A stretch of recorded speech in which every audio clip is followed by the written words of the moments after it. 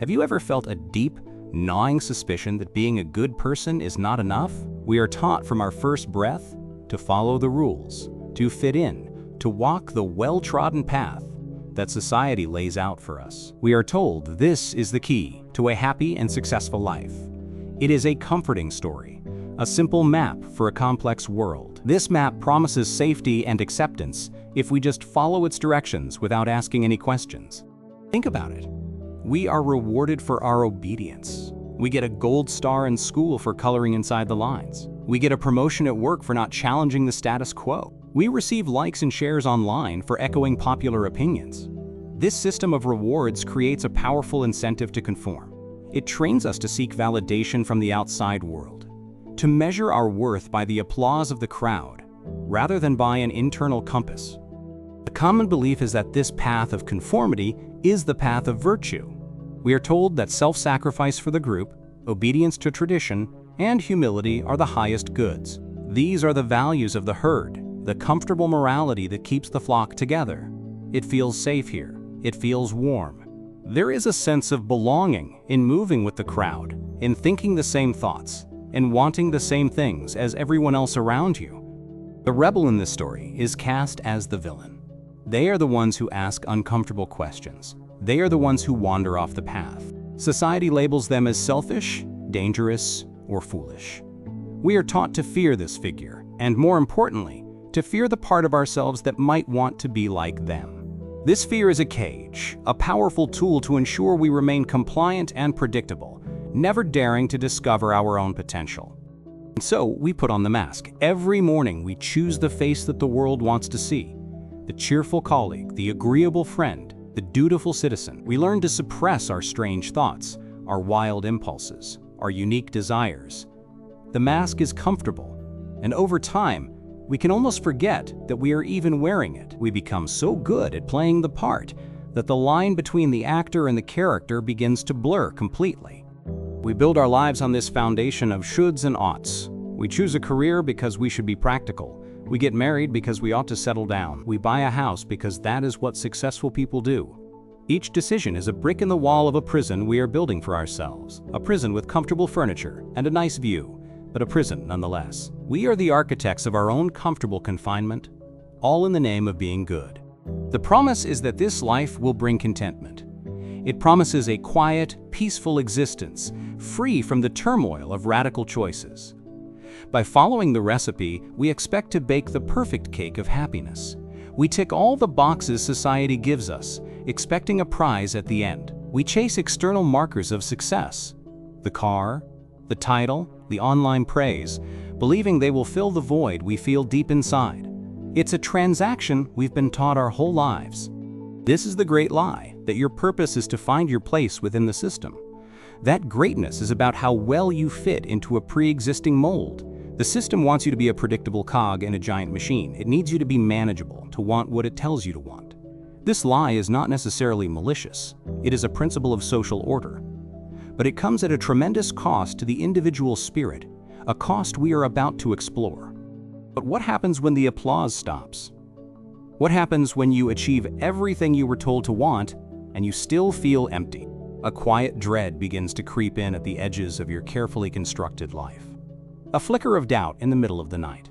A feeling that you are an imposter in your own story. Reading from a script that someone else wrote for you. This is the first crack in the foundation. The problem is not that you are failing at the game. The problem is that you are winning a game that is not worth playing. You have climbed to the top of a ladder only to realize it was leaning against the wrong wall. This is the moment the journey truly begins.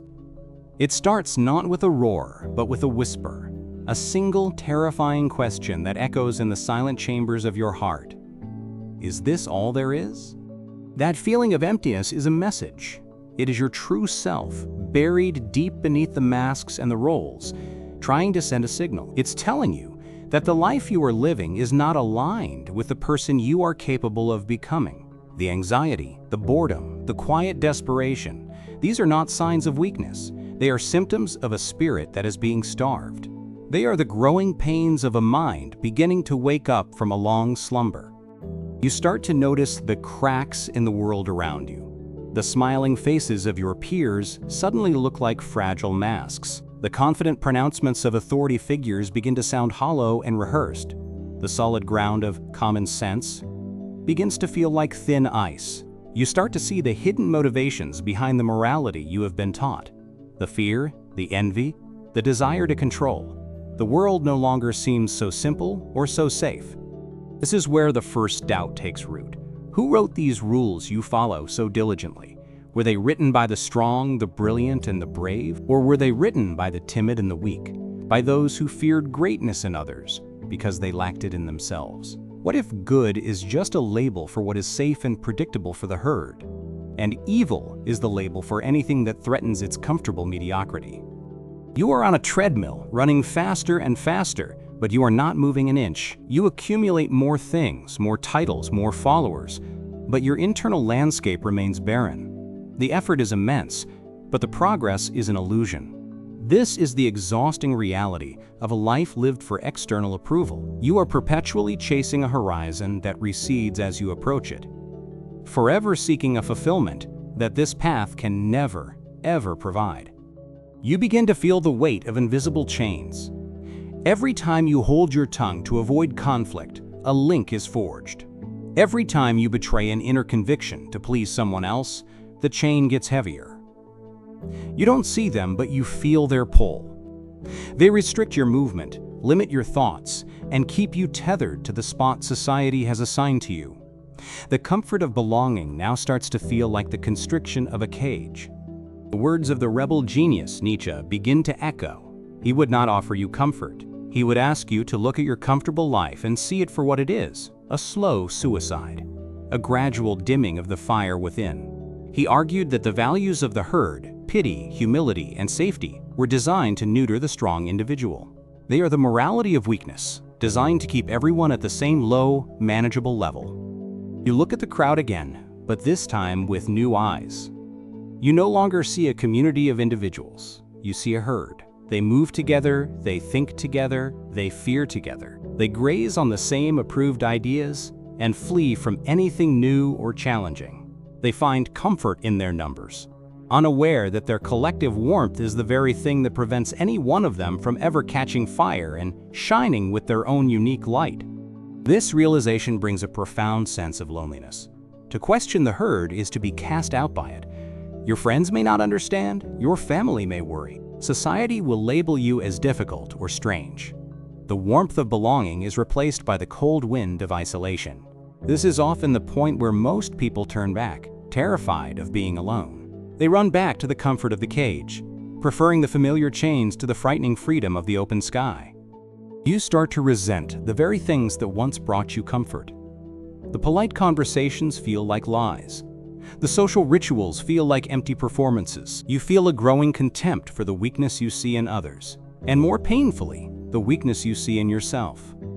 This feeling, which Nietzsche called resentment, is a poison. It is the anger of the powerless. It is a sign that you are still defining yourself in opposition to the herd, rather than creating something new. The truth is that you have been worshiping at the wrong altar.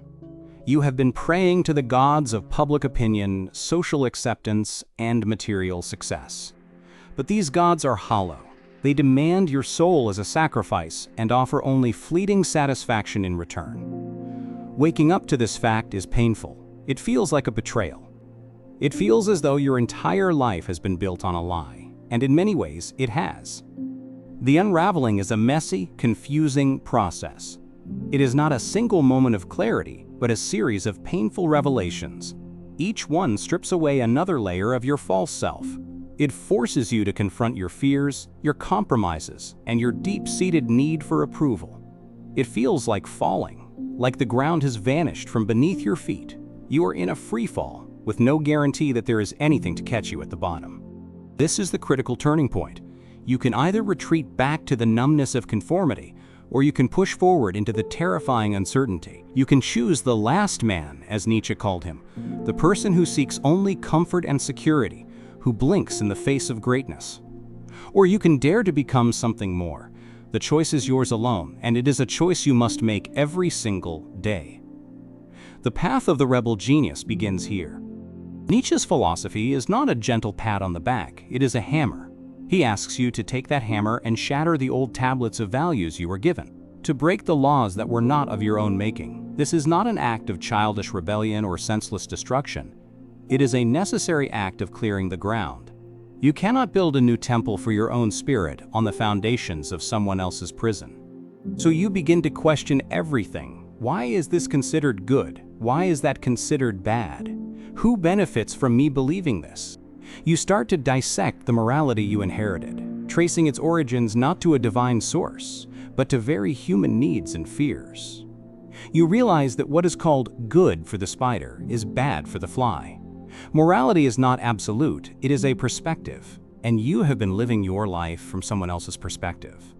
The final stage of doubt is turning this critical eye upon yourself. You are filled with the herd's values. Its fears are your fears. Its desires are your desires. To become a creator, you must first become a destroyer of your own inner world. You must identify the parts of you that are not you, the inherited beliefs, the conditioned responses, the fear-based habits. You must be willing to wage a war against your own comfortable, convenient self. Here is the core revelation, the truth that changes everything. The rebel genius does not find values, they create them. Your purpose is not to discover what is good, but to decide what is good for you. You are not a seeker of truth. You are a creator of truth. Life is not a test to be passed, but a block of marble, and you are the sculptor. Your ultimate work of art is yourself. Nietzsche called this the will to power. This is not the will to dominate others, as it is often misunderstood. It is the will to overcome yourself.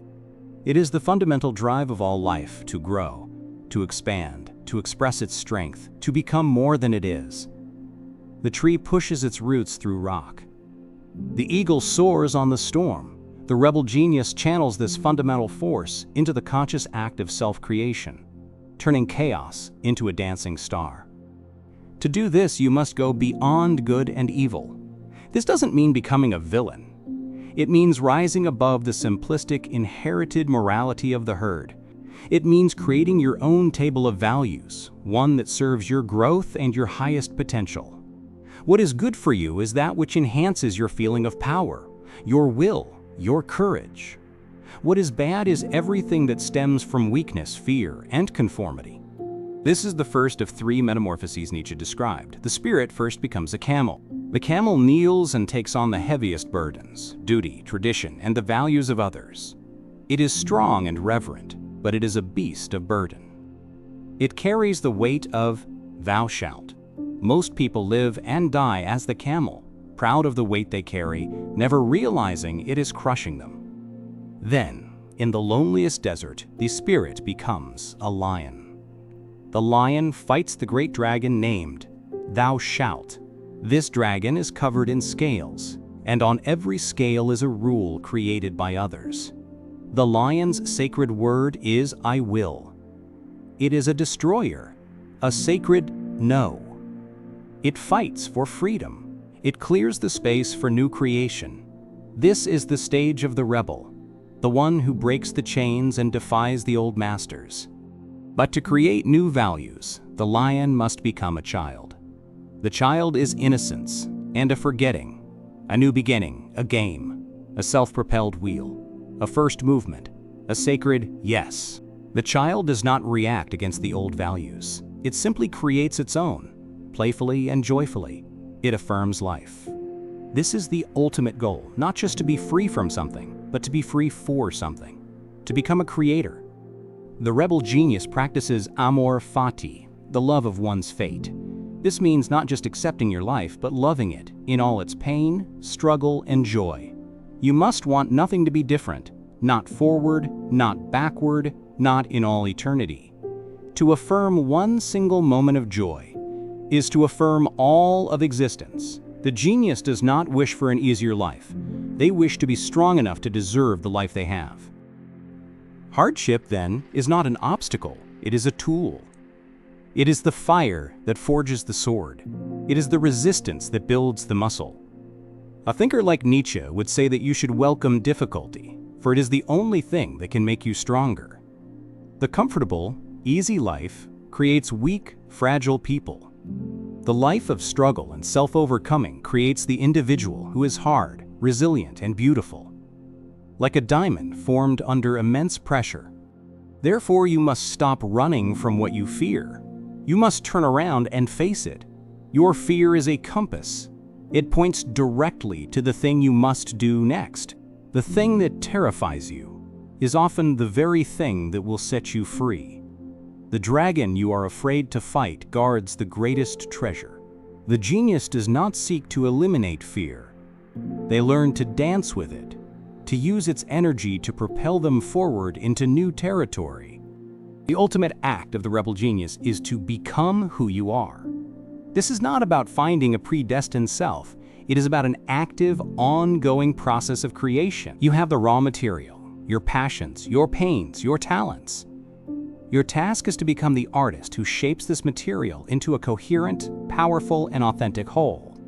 You must have the courage to prune away what is not you and to nurture what is. This means embracing your own abyss. Everyone has a dark, chaotic, untamed part of their nature. The herd morality teaches us to repress this, to fear it. But Nietzsche would say that one must have chaos in oneself to give birth to a dancing star. The genius does not conquer their depths. They integrate them. They harness the raw power of the abyss and use it as fuel for their creative fire, turning their demons into angels. Forget the idea of universal truth. The rebel genius understands that truth is perspective. Their question is not what is true, but what perspective on this situation makes me more powerful, more alive, more capable of growth. They choose their truths like a craftsman chooses their tools, based on their utility for the task at hand, which is the building of a great life. They are masters of their own interpretation of the world. The new virtue, then, is not humility, but a noble pride. Not pride in your possessions or your status, but pride in the person you are forging yourself to be. It is the pride of the craftsman who looks upon their work and knows it is good, not because others say so, but because it is a true expression of their own will and skill. It is the quiet, profound satisfaction of self-mastery and authentic creation. This new way of thinking isolates you. It has to. A soaring eagle cannot flock with sparrows. To think for yourself means to think differently from the crowd. The loneliness you once feared now becomes a sign that you are on the right path. It becomes a space for creation, a quiet workshop where you can hear your own thoughts and build your own world, free from the distracting noise of the herd.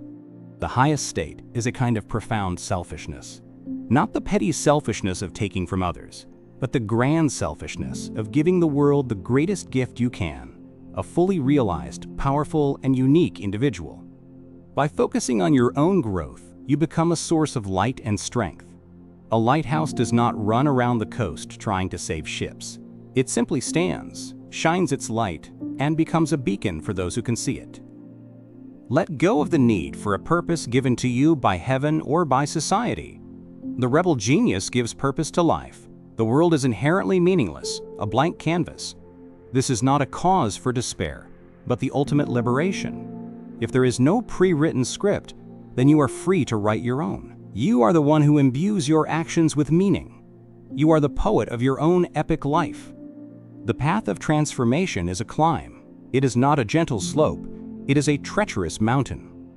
There will be storms. The rocks will be sharp. The air will grow thin. You will be tempted to turn back, to seek the easy comfort of the valley below where the herd grazes peacefully.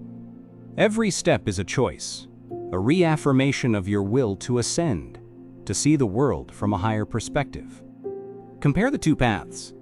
The path of the herd is wide, paved, and crowded. It slopes gently downhill.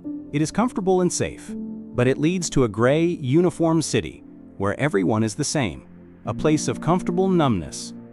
There are no great joys or great sorrows, only a bland, predictable existence. This is the price of belonging, the slow death of the spirit in the name of security and comfort. The path of the Creator is narrow, steep, and solitary. It winds up the dangerous mountain. It is a path of constant struggle and effort. But it leads to the sunlit summit. It leads to a perspective where you can see the world in all its beauty and terror. The reward is not comfort, but strength. It is not security, but freedom. It is not happiness, but a profound and powerful joy that comes from overcoming. On this path, you learn that your scars are not signs of damage, but maps of your victories. Each one tells a story of a battle fought, a fear faced, a weakness overcome. The herd seeks a life without scars, a smooth, unblemished existence. The rebel genius understands that a life without scars is a life unlived. They wear their scars with pride as testaments to their strength and their will to grow. The transformation requires you to shed your old skin. Like a snake, you must leave behind the person you were to make space for the person you are becoming. This is a painful process. The old skin is familiar and comfortable, but it is also confining. To grow, you must be willing to be vulnerable for a time, to stand exposed to the world before your new, stronger skin has formed. This is the price of rebirth. You will be misunderstood. When you start living by your own values, the herd will not understand you. They will call you arrogant for your pride, selfish for your self-focus, and destructive for your rejection of their rules. You must be strong enough to withstand their judgment, to not be pulled back into their orbit by your need for their approval. Their incomprehension is a sign that you have finally begun to speak your own language. But in this solitude, you find a new kind of companionship. You find the company of the great spirits of the past, the other rebels and creators who walk this path before you. You find a connection to the fundamental forces of life itself. And most importantly, you find the company of your own true self. You learn to be your own best friend, your own wisest counselor, and your own most demanding master. The goal is to be able to stand on your own 2 feet, intellectually and spiritually, to no longer need the crutch of public opinion or the safety net of dogma, to look the chaos of existence directly in the eye and not flinch. This is the ultimate freedom.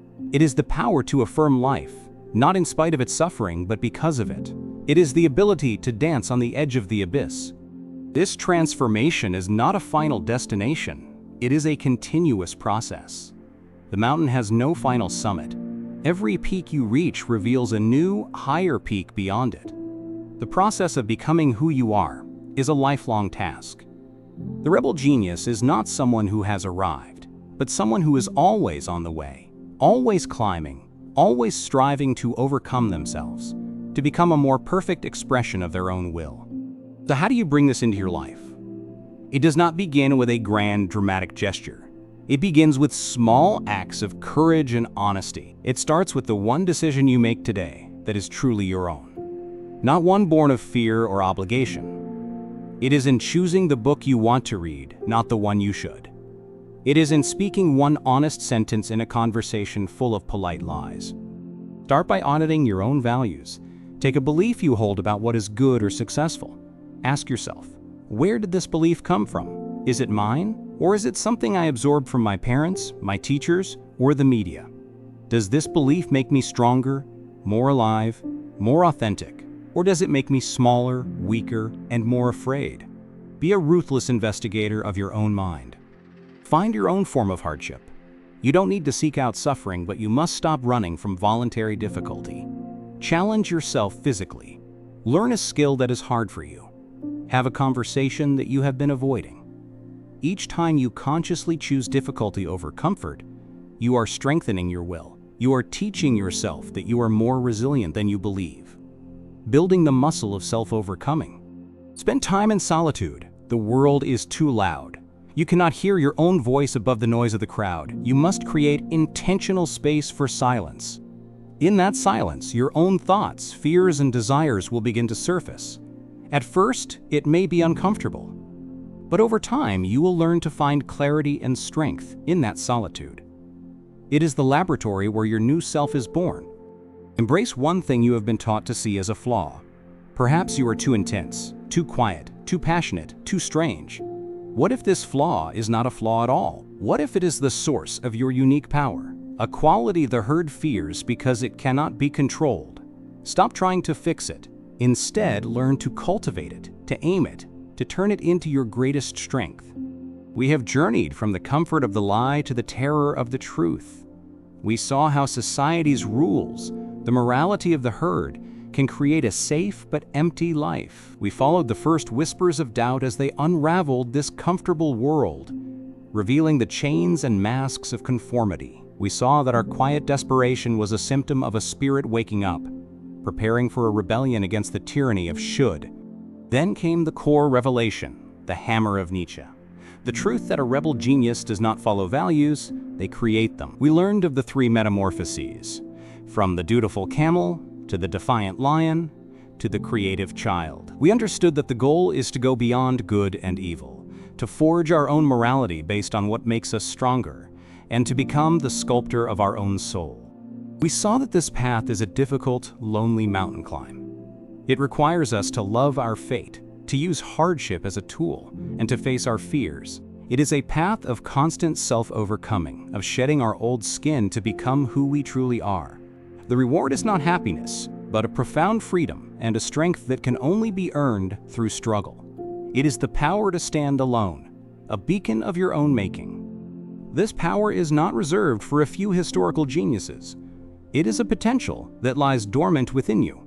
It is the will to power, the fundamental drive of life itself, waiting to be consciously harnessed. You hold the hammer and the chisel. The block of marble is your own life, your own mind, your own spirit. The question is not whether you can become a creator, but whether you will have the courage to begin. So I leave you with this challenge. Look at your life today. Identify one rule you follow that you did not consciously choose. One belief you hold that does not make you feel powerful. One thing you do simply because it is what is expected of you. This is your dragon scale. This is the first link in the chain. Your journey to becoming a rebel genius begins with a single, sacred no, which makes space for your ultimate, life-affirming yes.